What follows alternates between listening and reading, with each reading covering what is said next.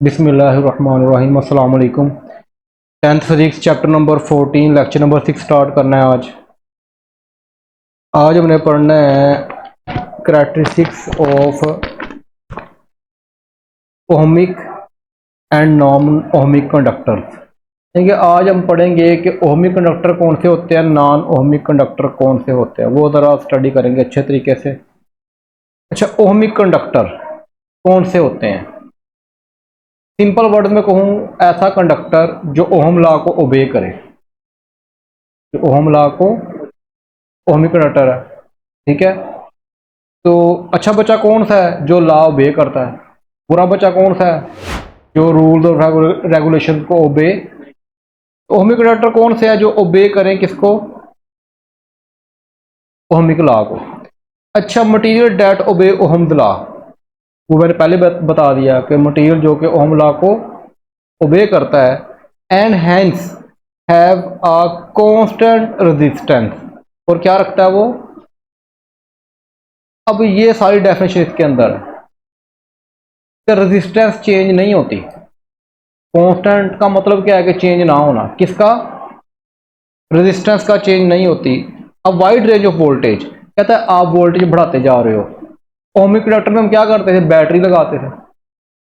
छोटी बैटरी लगाई, बड़ी बैटरी लगाई, उससे बड़ी बैटरी लगाई, लेकिन रेजिस्टेंस चेंज नहीं हो रही, तो उसको हम क्या, कांस्टेंट रह रही है, तो उसको हम क्या बोलेंगे? ये ओहमिक कंडक्टर है।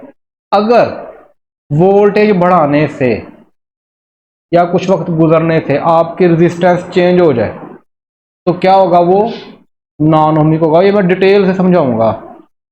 अच्छा, ये हमारा कौन सा एक्सिस है? हाँ जी, ये कौन सा एक्सिस है हमारा? एक्स एक्सिस है। और ये हमारा वाई एक्सिस है। अच्छा, इसको एक्स एक्सिस पे मैंने ले लिया करंट, ठीक है, जिसे बोलते हैं वेरिएबल इंडिपेंडेंट। ये वैसे मैंने बताया था आपको 9th के अंदर, सेकंड चैप्टर के अंदर, के वेरिएबल इंडिपेंडेंट क्या होते हैं। बहरहाल इसको याद करने की जरूरत नहीं वेरिएबल इंडिपेंडेंट को, बस लेकिन आपको पता होना चाहिए। वाई एक्सिस पे मैंने क्या ले लिया? वोल्टेज। ये वेरिएबल होता है, डिपेंडेंट होता है, जो एक्स एक्सिस पे डिपेंड करता है। अगर ये वेरिएबल डिपेंडेंट इंडिपेंडेंट को समझना है तो वो सेकंड चैप्टर में ग्राफ वाला टॉपिक होगा, वो देख लेना दोबारा, ठीक है। उसके अंदर ये चीज़ें क्लियर हो जाएगी। अब करवाऊंगा तो ये रेलिवेंट भी नहीं है और काम लेंथी हो जाएगा।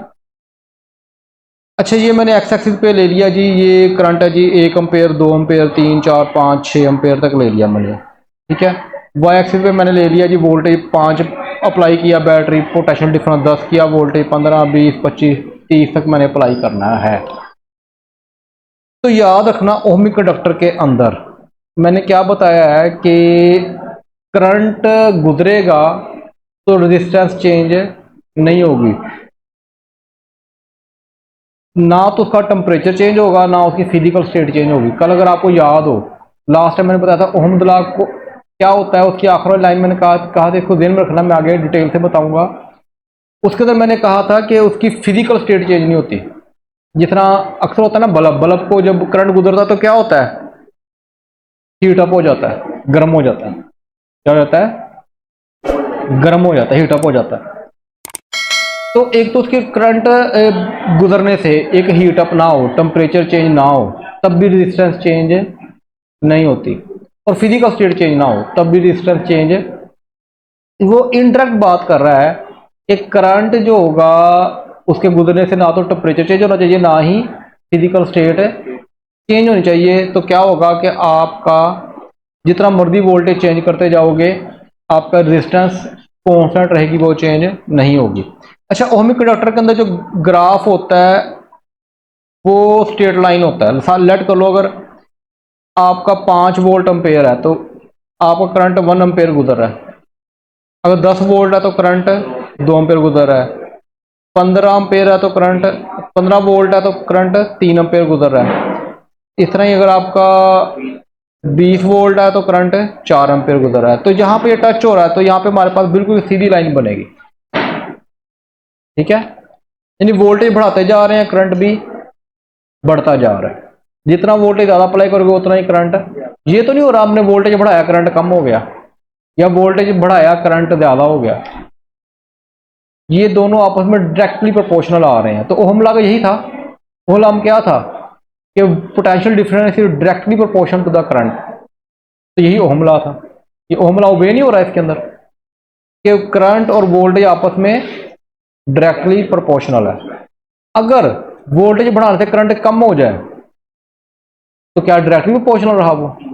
इनवर्सली तो वो तो ओहम लॉ है ही नहीं। हम आगे जाके स्टडी करेंगे। ये ग्राफ समझ में आ गया? तो ग्राफ आपने बनाना है ओहमिक कंडक्टर का। अच्छा, इसके अंदर कुछ मेटल होती हैं, ये स्ट्रेट लाइन बनती है हमारी, कुछ मेटल होती हैं जो कि ओहमिक लॉ ओबे करती हैं। ये ग्राफ बुक में दिया गया है और ये पॉइंट्स आपने याद करना है। Linear current, relationship voltage over a large range of the applied voltage. आप वोल्टेज अप्लाई करते जाते हो, लेकिन जो आपका ग्राफ है वो लीनियर रहता है, वो स्ट्रेट लाइन में रहता है। The straight line shows a constant ratio between voltage and current. वो कांस्टेंट रेशियो रखती है। अगर 5 वोल्ट पे 1 एम्पीयर करंट चेंज हो रहा था, 10 पे कितना हो रहा था? 2। तो कांस्टेंट रेशियो है। 2 को 10 पे डिवाइड करोगे तो 1 5 नहीं होगा दोबारा, रेशियो कांस्टेंट है। ठीक है, तो ये बात यहां पे कह रहा है। एग्जाम्पल मोस्ट मेटल, किसकी एग्जाम्पल्स हैं? ओहमिक कंडक्टर की एग्जाम्पल्स हैं। यहां तो क्लियर होगी बात या तो कोई प्रॉब्लम? मोटी मोटी दो बातें हैं कि स्टेट, एक तो वोल्टेज होगा डायरेक्टली प्रोपोर्शनल करंट के। तो जब दो वेरिएबल डायरेक्टली प्रोपोर्शनल होते हैं तो ग्राफ स्ट्रेट लाइन बनता है। ग्राफ आपका स्ट्रेट लाइन बनता है। तो बस ये आपने ध्यान में रखना है। अच्छा, नेक्स्ट चलते हैं। तो ये आपने ग्राफ बनाना है उसके अंदर, और ये शॉर्ट क्वेश्चन लॉन्ग क्वेश्चन दोनों के लिए बहुत अहम है ये टॉपिक। अच्छा, अब आ गया नॉन ओहमिक कंडक्टर्स। अच्छा, नॉन ओहमिक कंडक्टर जो होते हैं, सिंपल सी बात है, क्या होगा कि आपकी रेजिस्टेंस चेंज हो जाएगी। वहां पर रेजिस्टेंस क्या थी? कांस्टेंट थी। ओहमिक कंडक्टर के अंदर रेजिस्टेंस है वोल्टेज बढ़ाने से या कम करने से। यहां पे आपकी रेजिस्टेंस चेंज हो जाएगी जब आप वोल्टेज को कम या ज्यादा करोगे। Material having resistance that change with voltage और करंट, यानी कि जब आप वोल्टेज या करंट चेंज करोगे तो रेजिस्टेंस भी, ये डेफिनेशन है मेन किसकी? नॉन ओहमिक कंडक्टर के। यानी कि ओहम लॉ को ओबे नहीं करेगा। यानी कि ओहम लॉ को ओबे कौन नहीं करेगा? जिसके अंदर voltage is not directly proportional to current. Voltage और करंट आपस में डायरेक्टली प्रोपोर्शनल नहीं होंगे, वो मैं आपको साबित करूंगा अभी। ये दो हैं, फिलामेंट लैंप और थर्मिस्टर। थर्मिस्टर, सबसे पहले हम फिलामेंट की एग्जांपल देखते हैं। फिलामेंट जो होता है ना, लेट कर लो। अच्छा, ये मैंने एक ली मेटल शीट। मेटल पता है आपको? 9th में मेटेलिक बॉन्ड पढ़ा था केमिस्ट्री के अंदर, 5 चैप्टर नहीं 4 chapter, I think so 4 chapter में था। ये आई थिंक तो वीडियो अपलोड की हुई है, देख भी लेना मेटल्स की। तो मेटल शीट है आपकी, ठीक है। मेटल शीट के अंदर आपको पता है क्या होते हैं? फ्री इलेक्ट्रॉन होते हैं, गुड शाबाश। और उसके अंदर जो पॉजिटिव आयन होते हैं वो अपनी जगह पे फिक्स होते हैं और सिर्फ क्या कर रहे होते हैं? वाइब्रेट कर रहे होते हैं, ऐसे कि नहीं? मेटल शीट के अंदर अब कितने सारे पॉजिटिव आयन होते हैं, मैंने बस आपको समझाने के लिए एक ही बनाया। होते बहुत ज्यादा है, लाखों करोड़ों होते हैं, लेकिन आपको कॉन्सेप्ट देने के लिए। और क्या होते हैं? फ्री इलेक्ट्रॉन होते हैं। अब देखो, ये अगर इलेक्ट्रॉन सीधा मूव करना चाहे तो क्या होगा? ये इलेक्ट्रॉन सीधा मूव इजीली कर जाएगा। अगर दूसरा कोई इलेक्ट्रॉन हो वो भी मूव करना चाहे, वो भी सीधा मूव विदाउट कोलिजन, विदाउट टकराव कम होगा, टकराव कम होगा, वो मूव कर रहा है। अब फ्लो ऑफ इलेक्ट्रॉन क्या होता है? फ्लो ऑफ इलेक्ट्रॉन क्या होता है? इलेक्ट्रॉन का बहाव या चार्ज का फ्लो क्या होता है? करंट होता है। Rate of flow of charges क्या होता है? अब ये इलेक्ट्रॉन फ्लो कर रहे हैं, इलेक्ट्रॉन फ्लो कर रहे हैं, तो इसका मतलब इनका फ्लो क्या होगा? करंट कहलाएगा। अब करंट हो रहा है और रेजिस्टेंस बहुत कम है। ये देखो जरा, आपका लेस कोलिजन है, इलेक्ट्रॉन पॉजिटिव आयन से टकरा रहे हैं नहीं, बहुत कम चांसेस है, तो लेस कोलिजन है, टकराव कम है। जब टकराव कम होगा तो रेजिस्टेंस कम होगी। अच्छा, ये जो मैं एक्सपेरिमेंट कर रहा हूँ 25 डिग्री सेल्सियस टेम्परेचर पे कर रहा हूँ, अच्छा, अगर मैं इस लोहे की शीट के नीचे आग लगा दूं, गर्म कर दूं, मैं इसको हीट अप कर दिया, लेट करो मैंने टेम्परेचर कर दिया 100 डिग्री सेल्सियस उस शीट का, मुझे ये बताओ कि अब करंट ज्यादा गुजरेगा कि कम गुजरेगा? छोटा सवाल है मेरा। ज्यादा गुजरेगा, हाँ जी। लोहे की शीट को गर्म करें तो गर्म करने से करंट ज्यादा फ्लो करेगा, कम फ्लो करेगा? जी, क्यों ज्यादा करेगा? रीजन बताओ जी। आप कहते हो करंट ज्यादा फ्लो होगा, रीजन? अच्छा, पहले नंबर पे तो आपका जवाब गलत है। अब कम करेगा तो फिर आप मुझसे पूछोगे सर जी क्यों करेगा, ला दी बदला तुम लेना, न्यूटन थर्ड लॉ तुम मेरे से लाना ही लाना। कि अगर मैंने आपको गलत कहा तो वजह पूछी थी, अब आपने भी वजह पूछनी है क्यों है। असल में देखो, जब मैंने इसको हीट किया, हीट करने से ये जो पॉजिटिव आइन है ये गर्म हो जाएगा। अब ये कम वाइब्रेट करेगा, ज्यादा वाइब्रेट करेगा? पहले तो ये बताओ।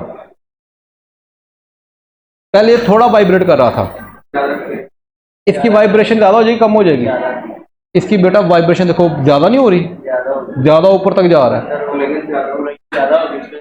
हाँ जी, अब देखो, अब ये इलेक्ट्रॉन है, अब ये इलेक्ट्रॉन अगर मैं मूव करवाता हूं तो टकराव ज्यादा नहीं हो जाएगा? ये देखो टकराएगा, वो आगे तक जाएगा? नहीं जाएगा। बात समझ आ रही कि नहीं? इसका मतलब कि जब आपका, आप क्या कहते हैं, टेम्परेचर ज्यादा करते हो, टेम्परेचर ज्यादा करने से आपके पॉजिटिव आयन की वाइब्रेशन ज्यादा हो जाती है। जो वाइब्रेशन ज्यादा होती है तो चांसेस हो जाते हैं कि कोलिजन ज्यादा हो जाए, ग्रेटर कोलिजन, टकराव ज्यादा होगा, इलेक्ट्रॉन आगे तक जा सकता है, तो इलेक्ट्रॉन रुक नहीं जाएगा। तो इलेक्ट्रॉन का रुकना क्या कहलाता है? आप गाड़ी में जा रहे बड़ी स्पीड से, स्पीड ब्रेकर आ जाए, रेजिस्टेंस होगा। असल में ये रेजिस्टेंस होता है। असल में लास्ट टाइम मैंने एनिमेशन नहीं बनाई थी इसलिए आपको कम समझ आया हो, अब मेरे ख्याल से आपके ना 14 तबक रोशन हुए होंगे। रेजिस्टेंस होती क्या है? जब आपका पॉजिटिव आयन वाइब्रेट करता है तो कोलिजन होती है उसके साथ, इलेक्ट्रॉन के साथ, इलेक्ट्रॉन की जो मूवमेंट है, इलेक्ट्रॉन का फ्लो है, वो क्या होता है? रुक जाता है। अगर इलेक्ट्रॉन का फ्लो रुक जाएगा तो करंट कम पैदा होगा। इसको हम क्या बोलते हैं? रेजिस्टेंस बोलते हैं। अच्छा, मैं अब ये सारा क्यों बता रहा हूं? फिलामेंट की वजह से। फिलामेंट में क्या होता है, ये जो बल्ब नहीं लगते थे पहले आपके, वो 60 वाट का एक, जो जिसके अंदर वो रॉड होता था थोड़ा सा येलो कलर का, बिल्कुल, आज तो एनर्जी सेवर चलते हैं ना, तो वो जो उसके अंदर लगा होता था फिलामेंट, जब आप उसको बल्ब को चलाते थे ना, वो आफ्टर 5 मिनट 10 मिनट वो गर्म हो जाता। अब आप मुझे बताओ, जब वो गर्म हो जाएगा तो उसके अंदर से करंट ज्यादा गुजरेगा कम गुजरेगा? कम गुजरेगा। रीजन मैंने बता दी है। अब मेरा बता क्या कहने का मतलब है, आपको बताने का यहां पे मतलब है कि याद रखना, जब आपका वोल्टेज आप अप्लाई कर रहे हो, पीछे से वोल्टेज अप्लाई कर रहे हो लेकिन करंट अब ज्यादा गुजरने की बजाय, तो क्या ये ओहमिक है कि नॉन ओहमिक है? नॉन ओबे ही नहीं कर रहा, हालांकि वोल्टेज ज्यादा किया है तो करंट भी, लेकिन वो गर्म होने की वजह से करंट कम हो गया, तो इसको हम क्या बोलेंगे? Non ohmic conductor. अब मेरे ख्याल से मजीद क्लियर हुआ होगा कि नॉन ओहमिक असल में होता क्या है। नेक्स्ट चलें अब। अच्छा, नेक्स्ट देखो, जरा समझो इसको। अब हम बनाते हैं ग्राफ फिलामेंट का, नॉन ओहमिक कंडक्टर होता है ये। अच्छा, ये देखो, resistance of the filament rise बढ़ जाएगा, इसमें कोई कंफ्यूजन? पिछला कॉन्सेप्ट दोबारा देख लो, नहीं समझ आई 2-3 दफा देखो, समझ आ जाएगी। रेजिस्टेंस ज्यादा हो जाती है किसकी? फिलामेंट की। क्यों? पॉजिटिव आयन ज्यादा तेजी से वाइब्रेट, ज्यादा एम्पलीट्यूड ज्यादा हो जाता है उनका वाइब्रेशन का। करंट, जब रेजिस्टेंस ज्यादा होगी तो करंट कम हो जाएगा। गेट हॉटर, जब वो गर्म हो जाता है, जब वो गर्म होता है, पहले ठंडा था तो करंट ज्यादा गुजर रहा था बल्ब में से, जब बल्ब गर्म हो गया तो करंट कम गुजरेगा। Gradient getting steeper, gradient getting steeper का मतलब मैं आगे बताता हूं। ये आगे असल में बात कर रहा है आपके ग्राफ की। अब आपका जो ग्राफ बनेगा ना, ये एक्स एक्सिस है, ये वाई एक्सिस है, ये वेरिए डिपेंडेंट इंडिपेंडेंट, ये हमने ले लिया क्या, वोल्टेज, तो सॉरी करंट ले लिया, ऊपर मैंने क्या ले लिया, वोल्टेज। मेरे ख्याल से कंफ्यूजन तो नहीं होनी चाहिए। अब कहता है जो ग्राफ बनेगा ना आपका, वो स्ट्रेट लाइन ही बनेगा। स्ट्रेट लाइन बनेगा इसका मतलब वोल्टेज और करंट डायरेक्टली प्रोपोर्शनल, वो तो ओहम लॉ हो गया। अब जो आपका ग्राफ बनेगा, कर्व बनेगी ऐसे, आपका ग्राफ जो है वो स्ट्रेट लाइन ही बनेगा, क्या बनेगी, कर्व बनेगी। अब वो नॉन ओमिक कंडक्टर है। अब आप इसको समझो कि नॉन ओमिक कैसे है। देखो कर्व लाइन बनेगी। अच्छा ये देखो, आपने 1 एम्पेयर करंट था, वोल्टेज कितना था, 5।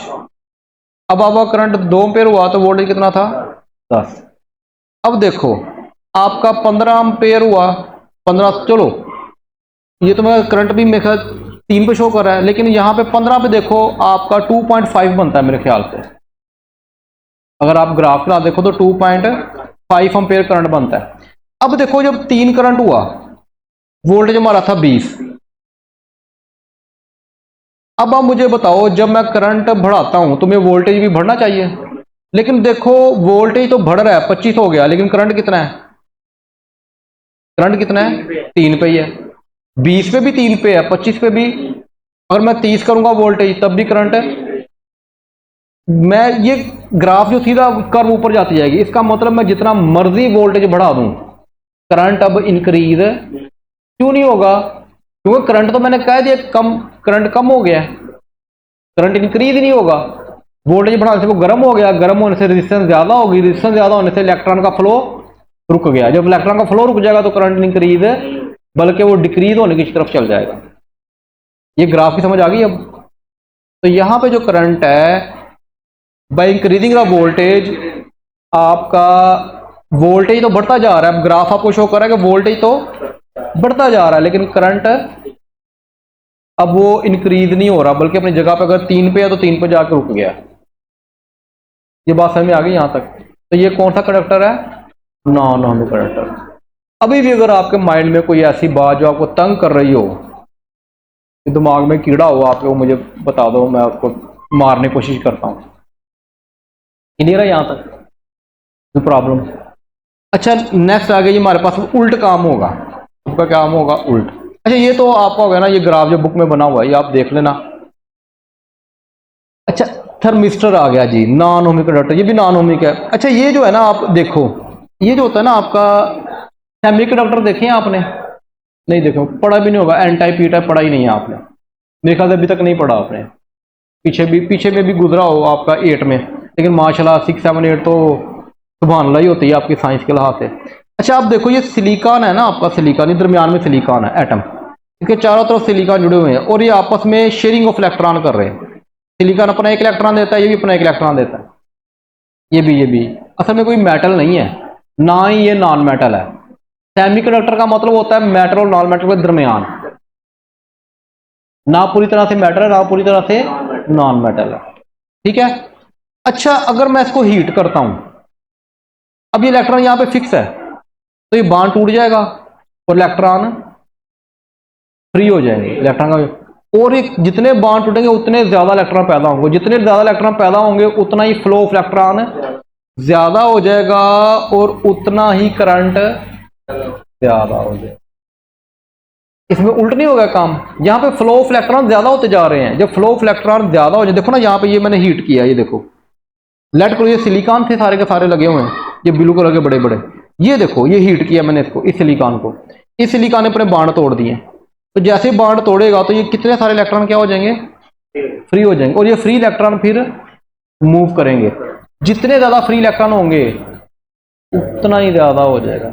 यानी कि अगर हम कम वोल्टेज भी देते हैं तो कम वोल्टेज पे वो हीटअप होगा, हीटअप होने के बाद बांड तोड़ देगा और इलेक्ट्रॉन ज्यादा पैदा होंगे, इलेक्ट्रॉन ज्यादा पैदा होंगे तो करंट भी ज्यादा गुजरेगा। इसका मतलब यहां पे आपका वोल्टेज नहीं बढ़ेगा, लेकिन करंट बेतहाशा बढ़ता जाएगा, कम वोल्टेज पे ज्यादा करंट पैदा हो जाएगा। थर्मिस्टर उल्ट है किसके, फिलामेंट के। अब आपको ये ग्राफ समझ में आएगा। अच्छा थर्मिस्टर है, non ohmic conductor, x axis है, वाई एक्सिस है। चलो ये थोड़ा फास्ट कर देता हूँ, ये कहानी मेरे ख्याल से बताने की जरूरत नहीं है। अच्छा जी, अब हम आते हैं अपने मेन मुद्दे पे। कर्व लाइन, ये देखो, ये कर्व लाइन हमारी बिल्कुल ऐसे बनेगी, और ये कैसे बनेगी, क्यों बनेगी, वो मैं बता देता हूँ। अब देखो, स्टार्ट में हमारे पास करंट था 1 एम्पेयर, तो वोल्टेज कितना था 5, हमारा करंट हुआ 2, तो वोल्टेज था 10।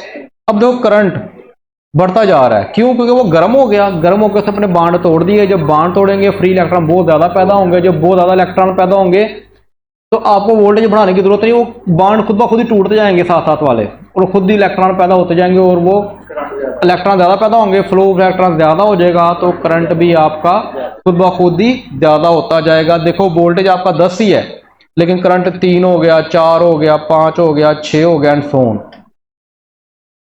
तो क्या यहाँ पे मैं कह सकता हूं कि वोल्टेज और करंट डायरेक्टली प्रोपोर्शनल है? नहीं, वोल्टेज उतना ही है, करंट बढ़ता जा रहा है। तो ये भी हमारा क्या है? Non ohmic conductor. यहां तक अगर कोई बात आपको समझ आई हो तो आप क्वेश्चन करोगे, नहीं समझ आई तो फिर नहीं करोगे। है कोई क्वेश्चन? स्ट्रेट लाइन होगी तो ओमिक हाँ, वो ओहमिक कंडक्टर। स्ट्रेट लाइन है तो वो ओबे करता है। डायरेक्टली होगा। स्ट्रेट लाइन हमेशा डायरेक्टली प्रोपोर्शनल में बनती है, और ओहम लॉ में पढ़ा था वो वोल्टेज और करंट हमेशा डायरेक्टली प्रोपोर्शनल होता है। जब कर्व बनती है वो डायरेक्टली प्रोपोर्शनल नहीं होते, इसका मतलब नॉन ओहमिक है। इसके अंदर आपके रटाना लगाओ, इसके अंदर आपके जो मैंने पीछे सारा कॉन्सेप्ट दे दिया है। आपका फिलामेंट है, हीट अप होगा तो इलेक्ट्रॉन के फ्लो को पॉजिटिव आयन की वाइब्रेशन रोक देगी, ज़्यादा हो जाएगी वाइब्रेशन, एम्पलीट्यूड ज़्यादा हो जाएगा। लेकिन सेमीकंडक्टर के केस में, थर्मिस्टर के केस में, सेमीकंडक्टर होते हैं एन टाइप पी टाइप होते हैं, उनके इलेक्ट्रॉन वो बांड टूट जाते हैं हीट होने से, वो इलेक्ट्रॉन ज़्यादा पैदा होते हैं, तो फिर करंट बढ़ता जाएगा। क्लियर होगी बात? ये ग्राफ आपने लाजमी बनाने और साथ आपने शो करना है। ये पॉइंट्स भी देख लो साथ। हीट सेंसिटिव रजिस्टर, उसने पहले कहते हीट सेंसिटिव है, हीट दोगे बांड टूट जाएंगे और इलेक्ट्रॉन पैदा होंगे, रेजिस्टेंस डिक्रीजेस। जब इलेक्ट्रॉन बहुत ज़्यादा पैदा होंगे तो रेजिस्टेंस कम हो जाएगी। करंट इंक्रीजेस, करंट ज़्यादा होगा, और गेट हॉटर, और ज़्यादा गर्म होने पे वो क्या होगा? इलेक्ट्रॉन ज़्यादा पैदा करेगा और करंट ज़्यादा गुजरेगा।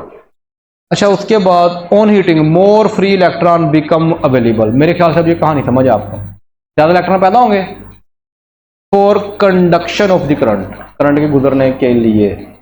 ठीक है। अच्छा, नेक्स्ट इसका देख लो ग्राफ आप। ये आपने ग्राफ बनाना है। यहाँ तो कोई ऐसी बात जो आपको समझ आई हो, या फिर भी कोई माइंड में कॉन्सेप्चुअल या कोई भी क्वेश्चन हो तो आप पूछ सकते हो। तो ये बोर्ड के लिहाज से शॉर्ट लॉन्ग एमसीक्यू बहुत अहम है। तो बाकी कुछ इतना समझ लो, देख लो, पढ़ लो, फिर भी कोई बात रह गई तो पूछ लेना, और बाकी दुआओं में याद रखा करो। ओके जी, अल्लाह हाफिज़।